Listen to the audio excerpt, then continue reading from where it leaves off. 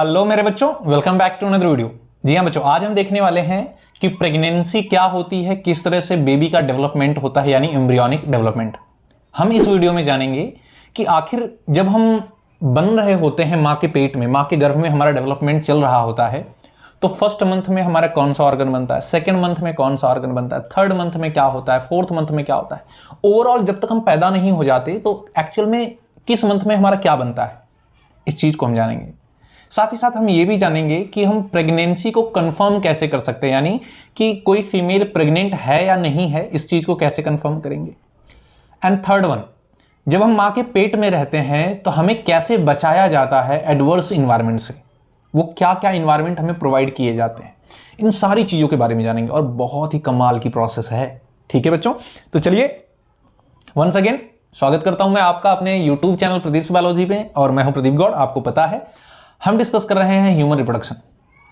इससे पहले हमने फर्टिलाइजेशन पढ़ लिया था, ठीक है, और इम्प्लांटेशन भी पढ़ लिया था। अब हमें देखना है कि प्रेगनेंसी में डेवलपमेंट कैसे होता है।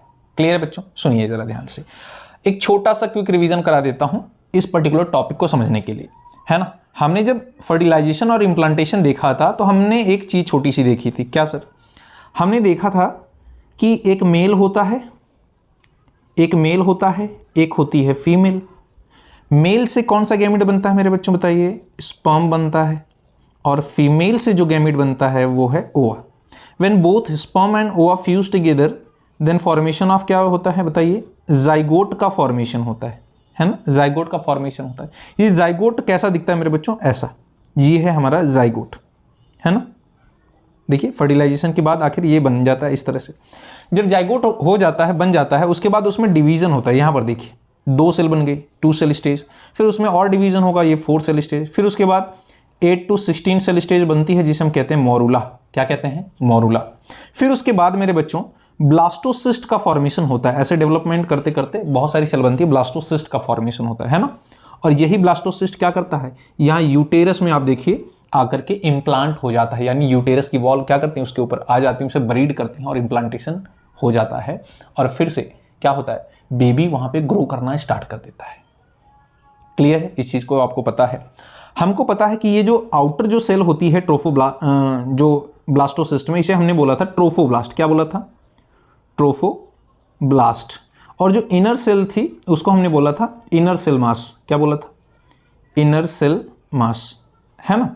अब ये जो इनर सेल मास है एक्चुअल में कैसे है मेरे बच्चों? टोटीपोटेंट इन नेचर है। मतलब यही हमारी बॉडी का हर एक ऑर्गन बनाता है ना। ये जो इनर सेल मास है मीन्स व्हाट, ये 3 जर्मिनल लेयर बनाएगा। ये बनाएगा इक्टोडर्म, ये बनाएगा इंडोडर्म, है ना, और दोनों के बीच में क्या बना देगा? मेसोडर्म। यानी तीनों जर्मिनल लेयर बनाता है और फिर सारे हमारे बॉडी के ऑर्गन बनते हैं। ये चीजें हमने देख ली थी। अब हमें जानना है कि इस यूटेरस में, है ना, थोड़ा सा मैं डार्क ले लेता हूं, यहां पर देखिए इस यूटेरस में, है ना, इस यूटेरस में जो डेवलपमेंट होने वाला है वो किस तरह से होता है। आखिर इंप्लांटेशन तो हो चुका है, किस तरह से होता है। तो एनसीईआरटी जब हम पढ़ते हैं तो हमें पता चलता है, यहां पर देखिए लाइन टू लाइन एनसीईआरटी देखिए बच्चों, क्या कहती है NCERT? After implantation finger like projection appears on trophoblast. याद रखिए, ट्रोफोब्लास्ट से फिंगर लाइक प्रोजेक्शन अपीयर होता है, कॉल्ड व्हाट? Chorionic villi. तो ट्रोफोब्लास्ट मैंने आपको बताया था जो होती है 4 टाइप की सेल बनाती है, लेयर बनाती है, जिसे बोलते हैं एमनियन, कोरियन, एनवॉट, एलेंटोइस और यॉर्कसाइट। क्लियर है? ये चीजें आपको पता होनी चाहिए। ठीक है, अच्छा आगे क्या बोलती है? Which are surrounded by uterine tissue and maternal blood, जो कि यूटेराइन टिश्यू और मैटरनल ब्लड से घिरा हुआ होता है। सर बिल्कुल समझ में नहीं आ रहा है, बता रहे हैं बच्चों, ध्यान से सुनिए मैं क्या कह रहा हूं। एक स्ट्रक्चर देख लेते हैं बढ़िया सा, है ना, एक स्ट्रक्चर देख लेते हैं बढ़िया सा। सुनो जरा ध्यान से। अगर मैं बोलूं आपसे, अगर आपसे बोलूं कि आप सपोज करिए बच्चों कि ये है यूटेरस, है ना, ये है यूटेरस, ठीक है, सपोज करिए ये है यूटेरस और यहां पर बेबी का इंप्लांटेशन हो रहा है। बेबी का जब इंप्लांटेशन हो रहा है तो जो ट्रोफोब्लास्ट है वो एक लेयर बनाती है जिसे हम बोलते हैं कोरियन, और इस कोरियन के ऊपर क्या होता है? फिंगर लाइक इस तरह से प्रोजेक्शन आते हैं, है ना।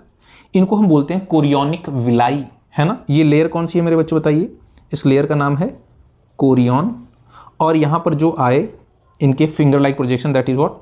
Chorionic villi, chorionic villi. Clear है?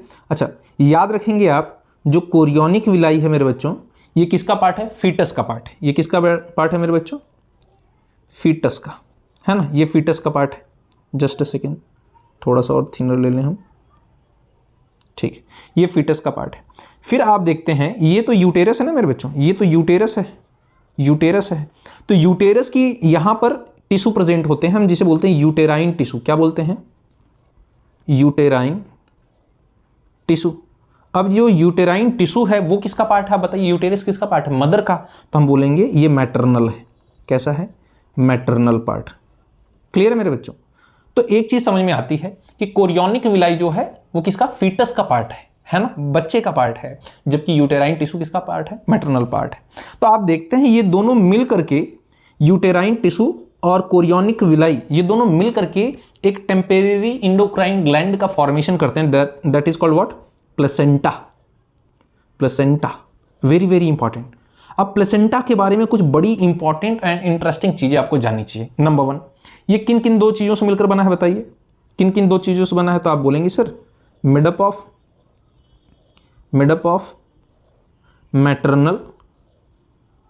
Maternal and what? Fetal both part, है ना, बोथ पार्ट। नंबर 1। सेकेंड, किस तरह से बिहेव करता है? Act as temporary endocrine gland. कैसा काम करेगा मेरे बच्चों?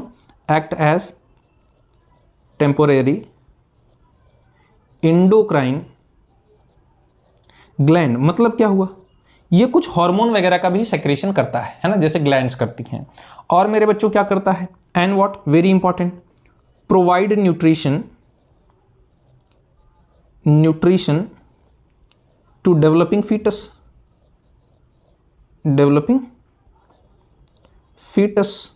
And what? एक्सक्रीशन, है ना, एक्सक्रीशन के लिए भी ये हेल्प करता है। और क्या करता है मेरे बच्चों? और क्या करता है? आप लिखेंगे, बहुत ही इंपॉर्टेंट पॉइंट है कि ये गैसियस एक्सचेंज यानी रेस्पिरेशन में भी हेल्प करता है ना, help in gaseous exchange. Gaseous exchange कौन कौन सी गैसेस होती है मेरे बच्चों? बताइए, कौन कौन सी गैसेस होती हैं? सर 2 ही गैसेस हैं, एक है सर O2 और एक क्या है? CO2, है ना। दोनों के ट्रांसपोर्टेशन में ये हेल्प करेगा। कौन? Placenta. And very very important, क्या सेक्रीट करता है मेरे बच्चों, है ना। और क्या सेक्रीट करता है? याद रखिए, सेक्रीट 4 हॉर्मोन्स। कौन से 4 हार्मोन ये सेक्रीट करता है, ये आपको पता होना चाहिए, ठीक है, बहुत ही इंपॉर्टेंट है, ठीक है। 4 ऐसे हार्मोन सेक्रीट करता है मेरे बच्चों। चलिए नाम लिख देते हैं उसका। क्या है मेरे बच्चों? HCG। फुल फॉर्म क्या होता है? ह्यूमन कोरियोनिक गोनाडोट्रोपिन, ठीक है। फिर क्या है? HPL, है ना, क्या है? HPL, human placental lactogen. And third one is estrogen, है ना, estrogen. And the final one is called what? Progesterone. ये प्रोजेस्टेरॉन क्या करेगा आपको पता है? प्रेगनेंसी को मेंटेन करने में इसका इंपॉर्टेंट रोल था। अब मैंने आपसे एक क्वेश्चन पूछा था, अगर आपको याद हुई स्टार्ट में, कि सर प्रेगनेंसी को कैसे कंफर्म करते हैं? तो याद रखिएगा मेरे बच्चों, प्लेसेंटा जनरली 3rd मंथ तक बहुत अच्छे से मदर के साथ अटैच हो चुका होता है और यहां से रिलीज होता है क्या? HCG, human chorionic gonadotropin. और जब ह्यूमन कोरियोनिक गोनाडोट्रोपिन, ये हार्मोन किसी भी फीमेल के यूरिन में अगर मिल रहा है, उसे डिटेक्ट कर पा रहे हैं आप, मतलब कि वो फीमेल जो है वो प्रेग्नेंट है। और प्रेगनेंसी के टेस्ट को हम कहते हैं ग्रेविडेक्स टेस्ट, ठीक है। तो अगर कोई फीमेल है जिसके यूरिन में HCG हार्मोन मिल रहा है, मतलब ये इंडिकेट करता है, ये कंफर्म करता है कि वो फीमेल क्या है? प्रेग्नेंट है। क्लियर है मेरे बच्चों? ठीक है सर, ये तो समझ में आ गया। आगे समझो मेरे बच्चों, आगे समझो। ये तो प्लेसेंटा का हमें काम समझ में आ गया, ठीक है। यहां पर कोरियन लेयर भी हमें समझ में आ गई। अब इसके जब आप अंदर जाते हैं मेरे बच्चों, तो अंदर आप कुछ चीजें और देखते हैं। जैसे इसके अंदर एक और लेयर होती है, इसके अंदर एक और लेयर होती है, यहां पर देखिए, ठीक है। इस लेयर को हम कहते हैं एमनियन। क्या नाम बोला मैंने? एमनियन, ठीक है। अब एमनियन के अंदर जो होता है हमारा फीटस हैंग करता रहता है with the help of umbilical cord, ठीक है मेरे बच्चों। तो आप यहां पर देखते हैं, ये अम्बिलिकल कॉर्ड होती है, ये अम्बिलिकल कॉर्ड होती है, और जो हमारा फीटस है वो आप देखते हैं इस तरह से हैंग करता रहता है। क्लियर है? इस तरह से हैंग करता रहता है। ये है हमारा फीटस। चलिए मैं लिख देता हूँ, ये क्या है? फीटस। और ये जो पोर्शन आप देख रहे हैं इसको हमने क्या बोला? ये क्या है एक्चुअल में? अम्बिलाइकल कॉर्ड। अम्बिलाइकल कॉर्ड। क्लियर है मेरे बच्चों? ठीक है। अब याद रखिएगा, यहाँ इस अम्बिलाइकल कॉर्ड के पास में ही यहाँ पर क्या होता है? यॉर्क सैक होता है और क्या होता है? एलेंटोइस। ठीक है, क्या प्रेजेंट है यहाँ पर? ये है एलेंटोइस। एलेंटोइस। और ये जो प्रेजेंट है ये क्या है? York sac. क्लियर है? ये चीजें होती हैं। अब एक चीज और आपको ध्यान देनी है कि जो एमनियन मेम्ब्रेन है, एमनियन मेम्ब्रेन के अंदर एक फ्लूइड प्रेजेंट होता है, that is called amniotic fluid. Very very important. इस एमनियन लेयर के अंदर एक फ्लूइड प्रेजेंट होता है जिसे हमने क्या बोल दिया? हमने इस फ्लूइड को क्या बोला मेरे बच्चों? एमनियोटिक फ्लूइड, है ना? ये बहुत ही इंपॉर्टेंट है और यही क्या करता है? हमारे बेबी के ग्रोथ के लिए रिस्पॉन्सिबल होता है, एक सुटेबल इन्वायरमेंट प्रोवाइड करता है। ठीक है, जैसा कि मैंने आपसे पूछा था, ये क्या है? Amniotic fluid. ये जनरली मेरे बच्चों 1 लीटर होता है, 1 लीटर प्रेजेंट होता है। इसका फंक्शन क्या है? इसका फंक्शन बहुत ही इंपॉर्टेंट है। एमनियोटिक फ्लूइड क्या करता है? तो आप बोलेंगे सर ये सुटेबल इन्वायरमेंट प्रोवाइड करता है बेबी की ग्रोथ के लिए। जैसे मैं आपको बताऊं, आपने देखा होगा कि जनरली मैं एक सिंपल सा एग्जांपल देता हूं कि आपने देखा होगा पंपकिन। वो पंपकिन जो जमीन पर होता है, कई बार आपने आड़ा टेढ़ा देखा होगा उसका शेप, लेकिन वो पंपकिन जो हैंग करता रहता है, लटकता रहता है, उसका प्रॉपर आपने स्फेरिकल शेप देखा होगा, है ना? क्योंकि उसके लिए कोई रिस्ट्रिक्शन नहीं है ना? वो प्रॉपर हैंग कर रहा है तो प्रॉपर स्फेरिकल आपको दिखेगा। ठीक वैसा ही हमारा बेबी भी हैंग कर रहा होता है। कहां पर? एमनियोटिक फ्लूइड में, है ना? जिससे कि उसे प्रॉपर इन्वायरमेंट मिलता है ग्रोथ के लिए। तो हम क्या बोलेंगे यहां पे? Provide suitable environment, suitable environment for proper growth of foetus, है ना? ये चीजें हमें समझ में आई। फिटस की प्रॉपर ग्रोथ के लिए सुटेबल इन्वायरमेंट प्रोवाइड करेगा। और क्या मेरे बच्चों मेंटेन करेगा? मेंटेन टेम्परेचर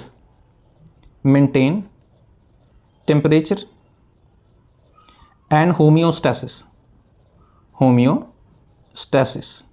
और क्या प्रोवाइड करता है मेरे बच्चों बताइए? Protect foetus from dryness. और क्या करता है मेरे बच्चों? Protect foetus from shock. ठीक है, अब समझिए जरा मैं क्या कहना चाहता हूं। मैं ये कहना चाहता हूं मेरे बच्चों, ध्यान से सुनिए। पहला हमने बताया कि सुटेबल इन्वायरमेंट प्रोवाइड करता है बेबी के ग्रोथ के लिए। ठीक है, क्या? Amniotic fluid. ठीक है, अच्छा, पहली चीज तो ये है। दूसरी बात मैंने लिखी कि ये टेम्परेचर को मेंटेन करता है, होमियोस्टैसिस प्रोवाइड करता है। टेम्परेचर को मेंटेन क्यों करता है? जरा समझिए। हो सकता है कि ये बेबी जिस मदर की बॉडी में है, उस मदर का जो सराउंडिंग टेम्परेचर है वो ज्यादा हो गया। सपोज करिए 52 डिग्री सेंटीग्रेड टेम्परेचर हो गया, तो मदर को तो थोड़ा तकलीफ झेलनी पड़ सकती है, लेकिन बेबी तो बड़ा नाजुक सा है ना, उसे तकलीफ होगी तो फिर प्रॉब्लम हो सकती है। तो उसके टेम्परेचर को कौन मेंटेन करता है? Amniotic fluid. क्लियर है? होमियोस्टैसिस मतलब होता है इंटरनल इन्वायरमेंट को मेंटेन करना। तो बेबी के इंटरनल इन्वायरमेंट को कौन मेंटेन करेगा बताइए? Amniotic fluid. ठीक है, फिर उसके बाद है प्रोटेक्ट बेबी फ्रॉम ड्राइनेस। कई बार आपने देखा होगा, ऐसा होता है, मैं मूवी का रेफरेंस देता हूं जनरली, कई बार आपने देखा होगा कि डॉक्टर जो है लैडर चढ़ने से मना करते हैं, है ना? 8 मंथ 9 मंथ प्रेग्नेंट जो फीमेल होती हैं उनको सीढ़ियां चढ़ने से मना करते हैं। रीजन क्यों? हैवी काम करने से मना करते हैं। क्यों? क्योंकि अगर बॉडी में बहुत ज्यादा स्ट्रेच हुआ तो हो सकता है मेरे बच्चों, हो सकता है कि ये जो एमनियन मेम्ब्रेन है वो ब्रस्ट कर जाए, फट जाए और सारा एमनियोटिक फ्लूइड बाहर आ जाए, तो सुटेबल इन्वायरमेंट होगा नहीं, बेबी ड्राई कर जाएगा, सूख जाएगा, बेबी की डेथ हो जाएगी। समझ पा रहे हैं? बिल्कुल। इसीलिए फीमेल को हैवी काम करने से रोका जाता है। कई बार आपने मूवीज में देखा होगा कि जो विलन होता है प्रेग्नेंट फीमेल के उस बेबी बम पे लात मार देता है, तो फिर क्या होता है? अचानक से लीकेज स्टार्ट हो जाता है, क्योंकि ये एमनियोटिक मेम्ब्रेन ब्रस्ट कर जाएगी, सारा जो एमनियोटिक फ्लूइड है वो बाहर आ जाएगा और बेबी ड्राई करके डेड कर जाता है। इसीलिए लात मारने से कौन बचाता है? हीरो, है ना? फिर हीरो क्या करता है? पैर तोड़ देता है विलन का, फिर लड़ाई झड़ाई होती है, आपको पता है। ठीक है, ये चीज होती है। And very important, protect from shock, जैसे झटकों से बचाता है। कैसे? आप सपोज करिए कि जो फीमेल है, जो प्रेग्नेंट है, उसके अंदर ये बेबी है। अब सपोज करिए वो स्कूटी चला रही है या कोई बाइक चला रही है, तो अचानक से कोई गड्ढा पड़ा, तो बेबी यहाँ पे फ्लोट कर रहा है ना। तो अचानक से जब गड्ढा पड़ा तो थोड़ा सा बाइक नीचे जाएगी, तो बेबी भी थोड़ा सा नीचे आएगा फिर ऊपर आ जाएगा। ऐसा क्यों? क्योंकि आपको पता है कि वाटर में हमारा जो वेट होता है काफी कम हो जाता है ना। तो क्या हमें टकराने से, नीचे यूटेराइन वॉल से टकराने से भी बचाएगा, यूटेरस की वॉल से। तो बेबी की जो सेल हैं, जो ऑर्गन है, वो डैमेज नहीं होंगे। क्लियर है? तो ये सारा फंक्शन देखिए मदर की बॉडी में हो रहा है। नेचर देखिए कितना कमाल का है सर, है ना। ठीक है, इस तरह से बेबी का डेवलपमेंट होता है। अच्छा, ये जो फ्लो चार्ट है मेरे बच्चों, ये जो फ्लो चार्ट है, इसका आप एक स्क्रीनशॉट ले लीजिए, है ना। और आपके याद रहे, आप एनसीईआरटी को लाइन टू लाइन यहां पे पढ़ने वाले हैं, तो एनसीईआरटी लेकर के बैठिए पेंसिल के साथ। ठीक है, एक एक लाइन आपको दिखाता हूं, एक एक लाइन दिखाता हूं मेरे बच्चों। ठीक है, चलिए आगे बढ़ते हैं। देखिए क्या बोल रहा है, क्या बोल रही है एनसीईआरटी आगे क्या बोलती है NCERT. The chorionic villi and uterine tissue becomes integrated with each other and joined to form a structural and functional unit between the developing embryo, that is fetus, and maternal body called what? Placenta. तो दोनों एक तरह से जुड़ जाते हैं और क्या बनाते हैं? प्लेसेंटा, जो कि एक स्ट्रक्चरल एंड फंक्शनल यूनिट होती है। आगे देखिए, the placenta facilitate the supply of oxygen, very important. ठीक है, ऑक्सीजन एंड न्यूट्रिएंट्स, न्यूट्रिशन भी प्रोवाइड करेगा, ऑक्सीजन भी प्रोवाइड करेगा बेबी को, है ना, to the embryo, and also removal of carbon dioxide and excretory waste material. तो एक्सक्रीशन में भी हेल्प करेगा। गैसियस ट्रांसपोर्ट मैंने आपको बताया, गैसियस एक्सचेंज यानी CO2 एंड O2 के ट्रांसपोर्टेशन में हेल्प करेगा, एक्सचेंज में, और एक्सक्रीटरी मटेरियल को भी क्या करेगा? रिमूव करेगा। Produce by the embryo, the placenta is connected to the embryo through an umbilical cord, umbilical cord की हेल्प से अटैच होता है, which help in the transportation of substances to and from the embryo. यानी umbilical cord ही होती है जो mother से ऑक्सीजन को और न्यूट्रिएंट्स को किसको देगी? फीटस को, और फीटस से सारे वेस्ट मटेरियल को और CO2 को किसको देगी?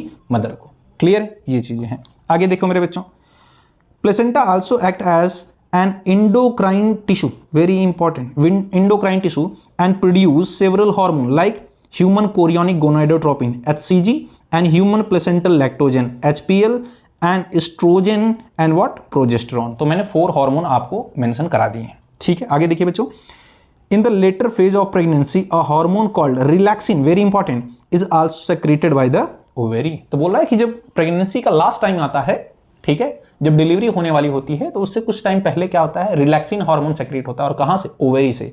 ये किस में हेल्प करेगा बच्चों? पार्चुरेशन यानी डिलीवरी में हेल्प करता है।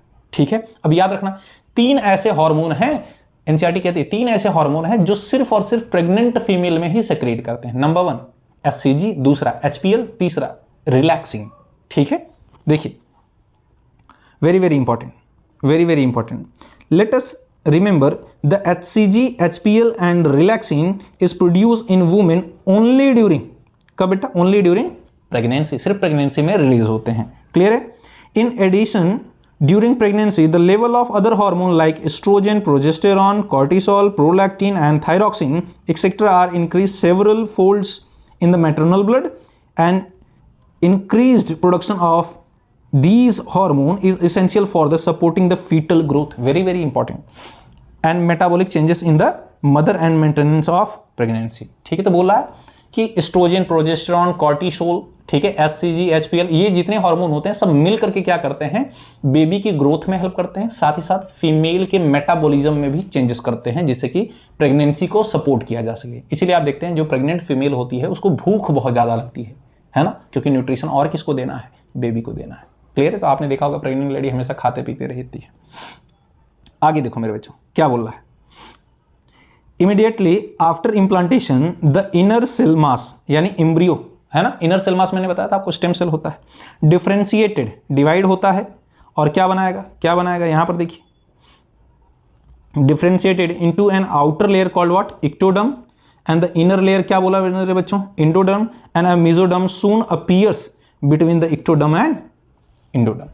तो बोला पहले इक्टोडर्म बनेगा, फिर क्या? इंडोडर्म बनेगा, फिर बहुत जल्दी ही दोनों के बीच में क्या बन जाएगा? मेसोडर्म बन जाता है। क्लियर है? आगे देखिए, these 3 layers give rise to all tissue organ in adult. It need to be mentioned here that all the inner cell mass contain certain cell called what? Stem cell. तो बोला है जो इनर सेल मास होता है उसमें क्या होती है, स्टेम सेल होती है, और मैंने बताया स्टेम सेल हर एक ऑर्गन बना सकती है। Which have a potency, potency मतलब क्या, टेंडेंसी होती है, उसमें क्षमता होती है to give rise all the tissue and organ, हर एक टिश्यू और ऑर्गन को बना सकती है। और इस प्रोसेस को कहते हैं मेरे बच्चों, इस एबिलिटी को कहते हैं टोटी पोटेंसी, टोटी पोटेंसी, है ना। चलिए बहुत अच्छे, समझ में आया सब कुछ, बिल्कुल। अब आपको जानना है कि थर्ड मेरा क्वेश्चन था, एक और था आपसे, हमने जान लिया कि बेबी कैसे डेवलप होता है ना, कैसे प्रोटेक्ट होता है, प्रेगनेंसी को कैसे कंफर्म करते हैं। अब हमें एक चीज़ और जाननी है कि first month, second month, third month में ये चीज़ें क्या होती हैं, कैसे बनती है। ठीक है, तो मैं आपको एक चीज़ बताता हूँ। एनसीईआरटी कहती है फर्स्ट मंथ में हार्ट बनता है बेबी का, और उसकी दिल की धड़कनें आप स्टेथोस्कोप से सुन सकते हैं। दूसरे मंथ में उसके हाथ पैर बनते हैं और उंगलियां बनती हैं। तीसरे मंथ में उसका एक्सटर्नल जेनेटिलिया और मेजर ऑर्गन बनते हैं। एक्सटर्नल जेनेटिलिया मतलब पेनिस बनता है, ठीक है, मेल के केस में, ठीक है। फीमेल के केस में वुल्वा और जिसे हम बोलते हैं मॉन्स प्यूबिस, क्लाइटोरिस, है ना, ये सारी चीज़ें बनती हैं, ठीक है। फिर उसके बाद बच्चों वर्टिब्रल कॉलम भी बनता है थर्ड मंथ में, थोड़ा स्ट्रॉन्गर होने लगता है ना। ये सारी डेवलपमेंट होते रहते हैं। फिर फिफ्थ मंथ में हमारा बेबी टिकटॉक बनाने लायक हो जाता है, मतलब उसके हेयर पे क्या स्कल पे हेयर आ जाते हैं, और पहली बार मूवमेंट, पहली बार बच्चा जो है लात मारता है 5वें महीने में, ये एनसीईआरटी खुद बोलती है। फिर उसके बाद 6 मंथ में उसके आईलिड्स, आईलैशेस आ जाते हैं, ठीक है, ये सारी चीज़ें बन जाती है। और 9 मंथ तक बेबी फुल्ली मैच्योर हो जाता है और कहता है भैया बस करो, बाहर निकालो, बहुत रह लिया इधर, यानी डिलीवरी के लिए सिग्नल देता है। क्लियर है। देखिए एनसीईआरटी क्या कहती है, एनसीईआरटी क्या कहती है मेरे बच्चों, ध्यान से देखिए। अब यहां पर देखिए, just a second. What are the major features of embryonic development at various month of pregnancy. ठीक है, तो क्या क्या डिफरेंट फीचर्स होते हैं प्रेगनेंसी के हर एक मंथ में। The human pregnancy last 9 month की होती है। Do you know for how many months pregnancy last in dog, elephant and cat. बिल्कुल बता सकते हैं। जो डॉग होता है मेरे बच्चों, उसमें जो प्रेगनेंसी होती है 60 to 65 डेज की होती है ना, लगभग 2 महीने की। जो एलिफेंट होता है उसमें जो प्रेगनेंसी होती है 22 मंथ की होती है। देख रहे हो, 22 महीने तक प्रेग्नेंट रहती है एक एलिफेंट। और जो कैट होता है मेरे बच्चों, कैट होती है, उसमें जो प्रेगनेंसी होती है वो होती है 50 to 55 डेज की। क्लियर है। और ह्यूमन का तो तुम्हें पता ही है, ह्यूमन का है कितना, अप्रॉक्सीमेटली 9 मंथ। क्लियर है। डेज में तो 266 डेज से लेकर के 280 डेज, ऐसे याद रख सकते हैं आप। क्लियर है, ये चीजें याद रखना आप। ठीक है, आगे देखिए क्या कहता है, फाइंड आउट, हमने पता कर लिया। In human beings after 1 month of pregnancy the embryo's heart is form. पहले मंथ में हार्ट बन जा रहा है। The first sign of growing foetus may be notice by listening to the heart sound carefully through the stethoscope. यानी पहले ही महीने में तुम अगर पता करना चाहते हो बेबी डेवलप हो रहा है या नहीं, तो पहले महीने में तुम क्या करो, स्टेथोस्कोप लो और जाके बेबी की हार्ट की, दिल की धड़कनें सुन लो। ठीक है, पता चल जाएगा। आगे देखो, by the end of the 2nd month of pregnancy the foetus develop limbs and digits. Limbs मतलब हाथ पैर, डिजिट्स मतलब उंगलियां, है ना, उसके छोटे छोटे जो पोर होते हैं वो बन जाते हैं। By the end of 12 week, यानी तीसरे महीने में, है ना, फर्स्ट ट्राइमेस्टर में। ट्राइमेस्टर मतलब 3 महीने का होता है ना।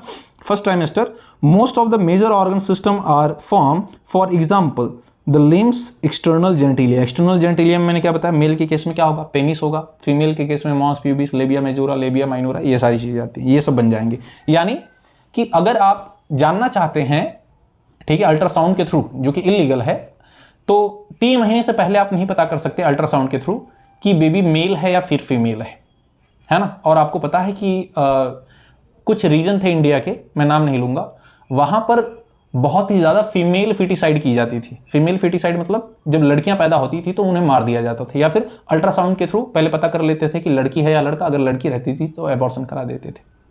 बहुत ये चीजें हुई थी। ठीक है, फिर गवर्नमेंट ने क्या किया, अल्ट्रासाउंड में इस चीज को इलीगल ठहरा दिया कि अगर आपने sex of the foetus reveal किया, उस केस में आपका लाइसेंस कैंसिल हो सकता है, आप पे कार्रवाई हो सकती है, जुर्माना भी हो सकता है। ठीक है, ये चीजें हुई। तो इसीलिए आप देखिए, अल्ट्रासाउंड जो होता है वो जनरली 3 बार आप करा सकते हैं, कम से कम 3 बार कराना होता है। फर्स्ट ट्राइमेस्टर में यानी 3 महीने पे, फिर सेकंड ट्राइमेस्टर यानी 6 महीने पे, फिर थर्ड ट्राइमेस्टर यानी 9वें महीने में डिलीवरी से पहले। अगर कोई एबनॉर्मलिटी या किसी तरह की प्रॉब्लम है तो आप मेनी टाइम करा सकते हैं। ठीक है, जितनी बार जरूरत पड़े। आगे देखिए मेरे बच्चों, आर विल डेवलप, है ना, ये डेवलप हो जाते हैं 3rd मंथ में। The first movement of the foetus and appearance of hair on the head are usually observe during the 5th month. Very very important, very very important. क्या बोला है? फर्स्ट मूवमेंट यानी पहली बार बच्चा लात मारने कब लगेगा? 5वें महीने में। और पहली बार हेयर कब आ जाएगा हेड पर? 5वें महीने में। अब बाल को ऐसे करेगा और लात मारेगा तो यानी टिकटॉक ही बना रहा है, तो ऐसे समझ लो टिकटॉक बनाने लायक बच्चा कब हो जाता है? 5वें महीने में। ठीक है, आगे देखो। By the end of the 24th week यानी एंड ऑफ 2nd ट्राइमेस्टर यानी 6 महीने में क्या हो जाता है? The body is covered with fine hair, eyelid separate हो जाती हैं and eyelashes are form. ठीक है, और आई लैशेस बन जाते हैं 6वें महीने तक। By the end of 9 month the pregnancy the foetus is fully develop and ready for the delivery. और 9वें महीने तक बेबी डेवलप हो जाता है और भैया रेडी हो जाता है कि भैया आप बस करो बाहर निकालो। ठीक है, अब डिलीवरी कैसे होती है इसे हम पढ़ेंगे नेक्स्ट लेक्चर में। आई होप सो वीडियो पसंद आई होगी, सारी चीज़ें समझ में आई होंगी। अगर कोई चीज़ डाउट है किसी पर्टिकुलर टॉपिक में, किसी पर्टिकुलर लाइन में, कमेंट सेक्शन में लिखिए, मैं आपको रिप्लाई करूंगा। बाकी मिलते हैं आपसे नेक्स्ट वीडियो में एक नई इन्फॉर्मेशन के साथ। तब तक के लिए जय हिंद।